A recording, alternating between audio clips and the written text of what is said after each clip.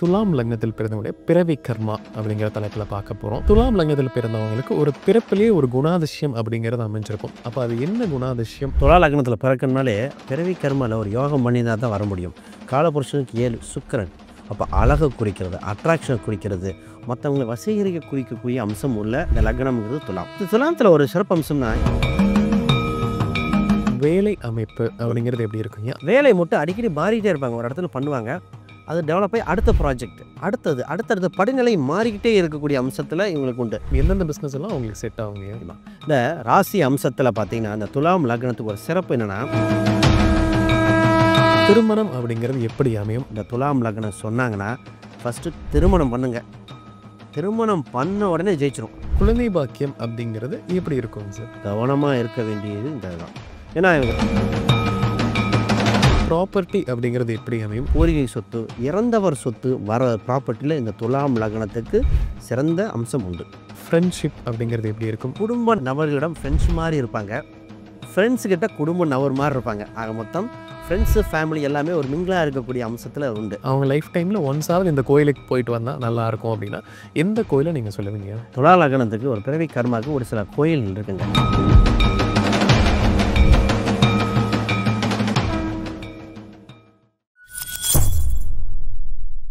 பக்தி பிளஸ் நேயர்களுக்கும் வணக்கம். இன்று நம்மோடு இணைந்த டாக்டர் சுபம் விஜயகுமார் அவர்கள். வணக்கம் ஐயா. வணக்கம். நம்ம துலாம் லக்னத்தில் பிறந்தவங்களுடைய பிறவி கர்மா அப்படிங்கிற தலைப்பில் பார்க்க போகிறோம். அந்த வரிசையில் முதல்ல துலாம் லக்னத்தில் பிறந்தவங்களுக்கு ஒரு பிறப்பிலேயே ஒரு குணாதிசயம் அப்படிங்கிறது அமைஞ்சிருக்கும். அப்போ அது என்ன குணாதிசயம் அப்படிங்கிறத பற்றி சொல்லுங்க. இப்போ துலா லக்னத்தில் பிறக்கணுனாலே பிறவி கர்மாவில் ஒரு யோகம் பண்ணினா தான் வர முடியும். காலபுருஷனுக்கு 7 சுக்கிரன். அப்போ அழகை குறிக்கிறது, அட்ராக்ஷனை குறிக்கிறது, மற்றவங்களை வசீகரிக்க குறிக்கக்கூடிய அம்சம் உள்ள இந்த லக்னம்ங்கிறது துலாம். இந்த துலாமத்தில் ஒரு சிறப்பு அம்சம்னா ஈஸியாக மற்றவங்களை ஜட்ஜ் பண்ணிடுவாங்க. உங்களை பார்த்து இவங்க சொல்கிறது உண்மை தான் சொல்கிறாங்க, பொய் தான் சொல்கிறாங்க, இது ரைட்டு தப்பு, டிசிஷன் மேக்கிங்கு பர்ஃபெக்டாக இவங்க கூட இருந்தால் கரெக்டாக இருக்கும் ஒரு டிசிஷன் மேக்கிங். அது இல்லாமல் அந்த பிரித்தாளும் தன்மைன்னு சொல்லுவாங்க. இந்த விஷயத்துக்கு கரெக்டு, இது வேணும் வேண்டாம். குறிப்பாக இவங்க மற்றவங்ககிட்ட பெண்கள் சம்மந்தப்பட்ட இடத்துல நிறைய இடத்துல கலகலப்பாக இருக்கக்கூடிய அம்சம் உண்டு. தொழில் செய்கிற இடத்துலையும் அட்ராக்ட் பண்ணக்கூடிய அம்சம் இருக்குது. ஒரு டிஜிட்டல் சம்மந்தப்பட்டதுலேயும் ஈஸியாக கற்றுக்கக்கூடிய அம்சம் இருக்குது. அப்போ கற்றுக்கக்கூடிய அம்சமும் உண்டு, அட்ராக்ட் பண்ணுற அம்சம் உண்டு, பப்ளிசிட்டி ஆகக்கூடிய அம்சம் இருக்குது. இவங்க ஒரு சில சொல்கிற வாக்குப்பளிதங்கள் சக்ஸஸாக பழிக்கக்கூடிய அம்சம் இருக்குது. அதனால் நிறுத்தி நிதானமாக பார்த்து சொல்ல வேண்டியது. இவங்களுக்கு முக்கியமான விஷயம் என்னென்னா இன்ட்யூஷன் பவர். ஒரு வந்துக்கிட்டே இருக்கும் இன்ட்யூஷன் சொல்லுது. இன்ட்யூஷன் சொல்லுது, ஆள் மனசு சொல்லிச்சு சொன்னேன்னு சொல்லுவாங்க, அது உறுதியாக நடந்துடும். அப்போ அந்தளவுக்கு ஆள் மனது இவங்களை வழி நடத்தும் அப்படிங்கிறது மாற்றுக்கருத்தே இல்லை. நிறைய சக்ஸஸில் இன்னொன்று ஒரு அதிர்ஷ்டம் திடீர்னு கை தூக்கி மேலே கொண்டு வந்துடுங்க. வீழ்ந்தவன் எப்பவுமே மேலே டக்குன்னு ஃபஸ்ட்டு வர துலாம் ராசி மேலே வந்துடும்.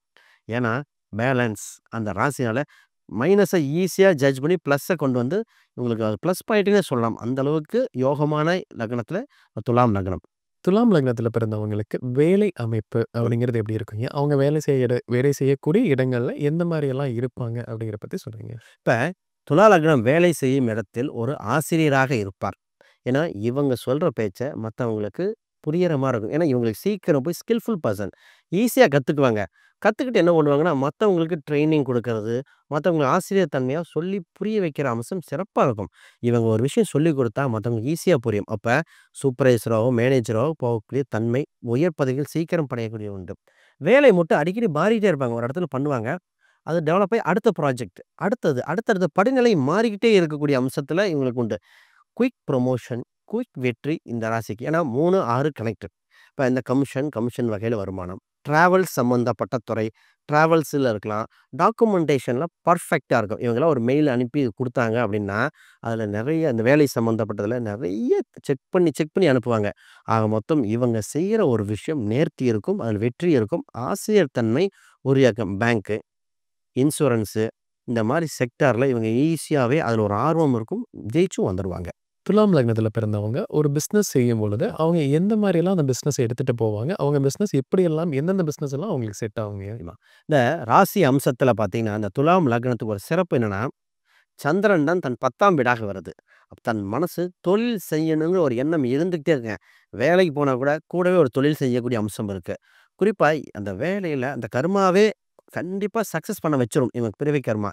என்ன ரீசன்னா சந்திரன். இதில் திரவம் சம்மந்தப்பட்டது.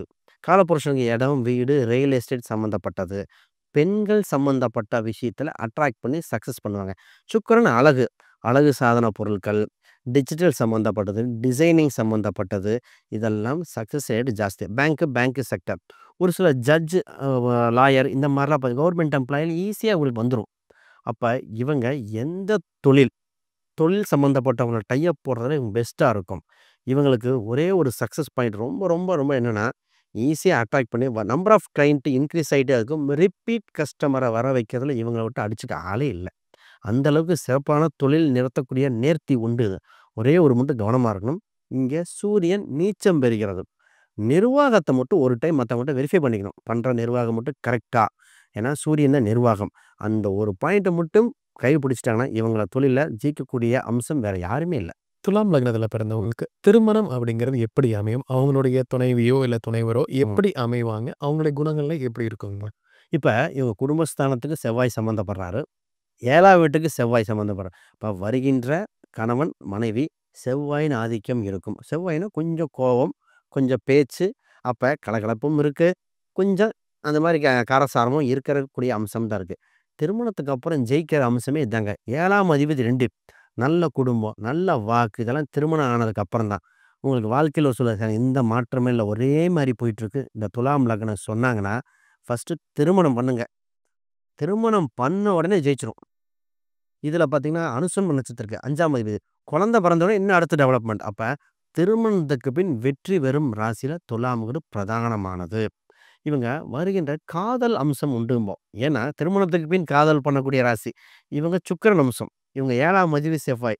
செவ்வாய், சுக்கிரன் தான் காதல குறிக்கும். இப்ப பூமியே பார்த்துங்களேன், வீனஸுக்கும் செவ்வாய், மார்ஸ் பிளானட்டுக்கு நடுவுல தான் பூமி இருக்கும். அப்ப அந்த பூமியில காதல் இருக்கிறதுக்கு மையமா இருக்கிற அம்சமே இவங்க தான். அப்ப காதல் சம்மந்தப்பட்டது திருமணத்துக்கு பின் உண்டு. அது கணவன் மனைவிக்குள்ள வெற்றி, அந்த வாழ்க்கைய நல்லா வழி நடத்துவாங்க. பிரச்சனைகள் குறைவாக இருக்கிற ராசியில இதுதான். துலாம் லக்னத்துல பிறந்தவங்களுக்கு குழந்தை பாக்கியம் அப்படிங்கிறது எப்படி இருக்குங்க சார்? இப்ப துலாம் லக்னத்துக்கு ஒரு பிறவி கர்மால இந்த குழந்தை பாக்கியம்ங்கிறது ரொம்ப ரொம்ப முக்கியம். கவனமா இருக்க வேண்டியது இந்த இதுதான். ஏன்னா இவங்க 4ஆம் அதிபதி சனி, 5ஆம் அதிபதி சனி. நெறைய பேத்துக்கு இந்த துலாம் ராசி, துலாம் லக்னம், துலாம் லக்னத்துக்கு பார்த்தீங்கன்னா, குழந்தை தாமதம் அப்படிம்பாங்க. குழந்தை பிறப்புக்கு சின்ன ஒரு மிஸ்கரேஜ் நடந்தது. இதெல்லாம் வாய்ப்புகள் இருக்கு. அப்ப முதல் குழந்தை நல்லபடியா குழந்தை வந்துருச்சு அப்படின்னா, மொய் வாங்க தவிர்க்கணும். குழந்தைக்கு மொட்டை அடிக்கும்போதோ, காது குத்தும்போதோ, அந்த மொய் வாங்குதல் தவிர்க்கிறது முக்கியமான விஷயம். தத்து கொடுத்து எடுத்து வாங்கக்கூடிய அம்சம் உண்டு. இத ஜோதிடர கன்சல்ட் பண்ணணும். ஆனா, அப்படி பண்ணிக்கிட்டா, இந்த குழந்தை சம்பந்தப்பட்ட தோஷங்கள் விலகும். நெறைய துலாம் ராசி, துலாம் லக்னக்காரருக்கு என்னாங்கன்னா, குழந்தை கவனிக்கல. இந்த மாரி ஒரு குழந்தை சம்பந்தப்பட்ட ஒரு சின்ன ஒரு வருத்தம் ஏற்பட வாய்ப்பு இருக்கு. அத ஆரம்பத்தில நிவர்த்தி பண்ண வேண்டியது இந்த துலாம் லக்னமே. துலாம் லக்னத்துல ம். பிறந்தவங்களுக்கு ப்ராப்பர்ட்டி அப்படிங்கிறது எப்படி அமையும்? அவங்க ம். வாங்கக்கூடிய இடமோ, இல்ல வீட்லயோ எந்த மாரி அமைப்புகள்ல வாங்குனா அவங்களுக்கு அது சிறப்புகளை தருங்கயா? பொறுப்பா இந்த துலாம் லக்னத்துக்கு வீடு சொத்து வாங்குறது கொஞ்சம் ஃபர்ஸ்ட்டு ஸ்டார்ட்டிங்ல டிலே ஆகும். ஆனா, ஒன்ஸ் அமைஞ்சுட்டா, அது மாரி நிரந்தர வீடு மத்த யாருக்குமே அமையாது. இவங்களுக்கு ஒரு வீடு சொத்து, இடம் வாங்கியிருப்பாங்க. அது பக்கத்திலே இடம் அமையும். சொல்லுவாங்க, "சார் இடம் வாங்கியிருக்கேன். அது பக்கத்து இடம் வருது. ஒரு இடம், வீடு இருக்கு. அது பக்கத்தில இன்னொரு இடம், வீடு வருது. வாங்கலாமா?" அப்படின்னு கேட்கக்கூடிய அம்சம் இந்த துலாம் லக்னத்துக்கு உண்டு. இன்னொரு முக்கியமான விஷயம் என்னன்னா, வாடகைக்கு போன வீட்ட வாங்கக்கூடிய அம்சம் இருக்கு. சார் வாடகைக்கு போன வீட்டையே வாங்கிட்டேன். வாடகை வீடு போன வீடு பக்கத்தில வீடு அமையுது. அப்ப ஆல்ரெடி கட்டின வீடு வாங்குற யோகம் அதிகமா இருக்கு.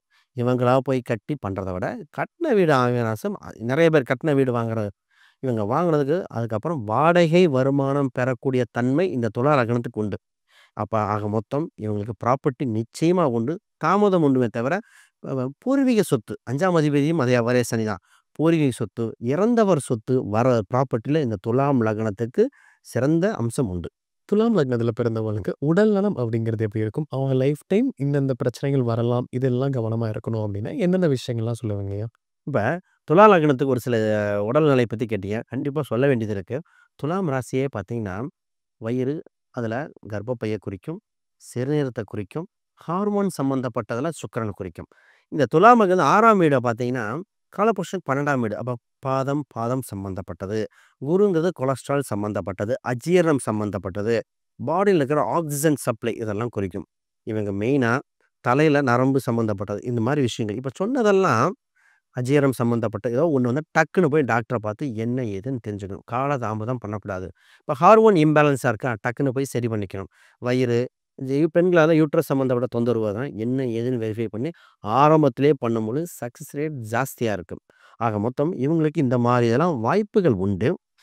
லக்ன ரீதியாக. ஆக இத கையாண்டு வெற்றி பெறக்கூடிய அம்சம் உண்டு.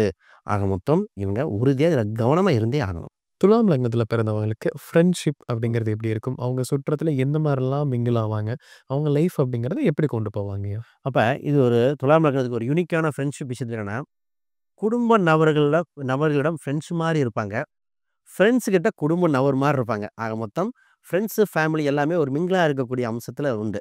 இவங்களுக்கெல்லாம் நட்பு ரீதியாக லாங் டேர்மா பண்ணக்கூடிய உண்டு. நட்பு ஃபேமிலி ரீதியா வீட்டுக்கு வர வைக்கிறது, இல்ல அவங்க வீட்டுக்கு போறது, பிசினஸ் சம்மந்தப்பட்டவங்க வீட்டுக்குள்ள சகோதரத்துவமா பழகக்கூடிய அம்சம் உண்டு. லாங் டேர்ம் ரிலேஷன்ஸ்க்கு பெஸ்ட்டா இருக்கும். இதுல ஒரு சில இடம், வீடு இதெல்லாம் சேர்த்து நண்பர்கள் ஒண்ணா சேர்ந்து வாங்கி பிரிச்சுக்கக்கூடிய அம்சம்லாம் இருக்கு. பிசினஸ் பார்ட்னரா இருக்கலாம். ஆக மொத்தம் நட்பு நட்பு சம்மந்தப்பட்டதுல லாங் டேர்மா இருக்கும். நல்ல நிலைத்து நிக்கும். உ உட உண உணவு உணவு சம்மந்தப்பட்டது ஷேர் பண்ற அளவுக்கு கூட நட்பு வரது இதா இருக்கும். ஸோ அவசரத்துக்கு பண உதவி இவங்களுக்கும் கிடைக்கும். பண உதவி குடுத்தும் உதவி பண்ணுவாங்க. ஃப்ரெண்ட்ஷிப்ல பெஸ்ட்டா மெயின்டெயின் பண்றதுல இந்த ராசியும் ஒண்ணு. துலாம் லக்னத்தில பிறந்தவங்களுக்கு கோயில் வழிபாடு அப்படிங்கிறது என்ன இருக்குங்க? அவங்க லைஃப் டைம்ல ஒன்ஸாவது இந்த கோயிலுக்கு போயிட்டு வந்தா நல்லாருக்கும் அப்படின்னா, எந்த கோயில நீங்க சொல்லுவீங்க? நிச்சயமா. இவங்க துலா லக்னத்துக்கு ஒரு பிறவி கர்மாக்கு ஒரு சில கோயில்கள் இருக்குங்க. இத போயிட்டு வந்தா வளர்ச்சி, வெற்றிங்கிறது மாற்று கருத்தே இல்ல. இவங்க ராசி தத்துவமே பார்த்தீங்கன்னா, துலாம் அம்சத்த குறிக்கும்.